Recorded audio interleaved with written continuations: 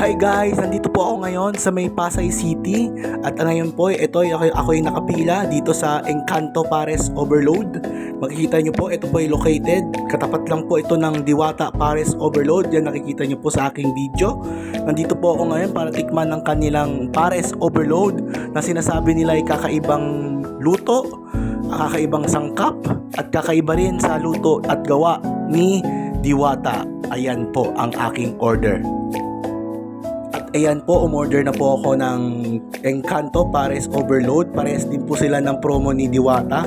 Makita nyo po, unli rice, unli taba, unli sabaw, unli drinks at free soft drinks. Ayan po, ako po ay susubo ng aking unang bite dito sa Encanto Pares Overload. Makikita nyo, napakasarap po ng kanilang ulam. Ito po ay composed of chicharong bulaklak.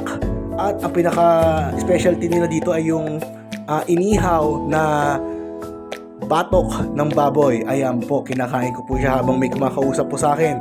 Napakasarap po ng kanyang ingredient at napakasarap po ng sabaw. Ayan po, yan po yung soft drinks na aking in-order. Okay, so ayan po, ako'y mag-enjoy ng aking pagkain. Punta po kayo dito. Dito lang po yan sa Pasay City. Katapat lang po ng Diwata Pares Overload.